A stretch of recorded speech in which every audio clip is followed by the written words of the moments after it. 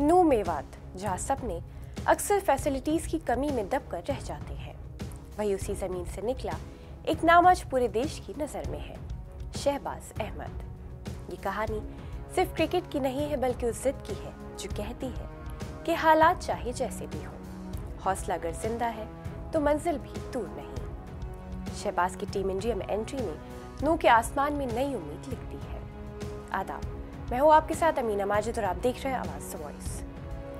शहबाज अहमद भारतीय cricket team की T20 team में अचानक उनकी एंट्री ने पूरे जिले को गर्व से भर दिया है।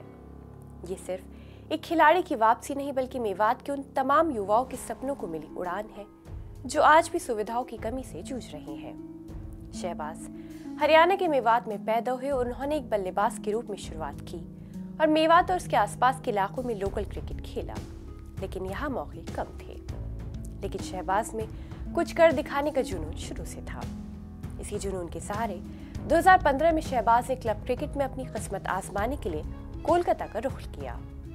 कोलकाता पहुंचकर उन्होंने अपने बाएं हाथ की स्पिन गेंदबाजी को निखारा और खुद को एक बेहतरीन ऑलराउंडर के रूप में एस्टैब्लिश किया।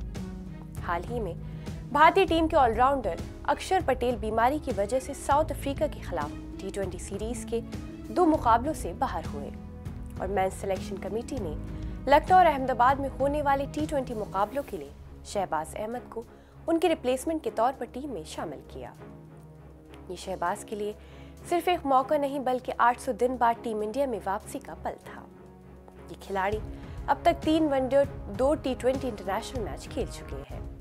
उन्होंने आखिरी बार भारत के लिए एशियन गेम्स में 2023 में खेला था। बाएं हाथ के स्पिन ऑलराउंडर शहबाज अहमद ने अब तक कुल 114 T20 मुकाबले खेले हैं। इस सिलेक्शन से पहले शहबाज तावड़ के SPL क्रिकेट ग्राउंड पर लगातार प्रैक्टिस कर रहे थे। शहबाज के चाचा और कोच मास्टर फारूक को अपने भतीजे पर गर्व है। शहबाज अहमद आज मेवात क्षेत्र से संबंध रखने वाले एकमात्र इंटरनेशनल प्लेयर हैं। आज जब वो टीम इंडिया की जर्सी पहनकर मैदान में उतरते हैं तो बैट और बॉल नहीं थामते, वो अपने साथ पूरे मेवात की उम्मीदें, हौसले और भविष्य उठाकर चलते हैं। ये कहानी नू मेवात के उन हजारों बच्चों को एक संदेश देती है कि अगर मन में लगन हो और मेहनत करने का जज्बा हो तो भारत के सबसे पिछड़े जिले से निकलकर भी नेशनल लेवल पर चमका जा सकता है। अगर आपको हमारी वीडियो अच्छी लगी हो तो ऐसी वीडियोस के लिए हमारे चैनल को सब्सक्राइब करना ना भूलें।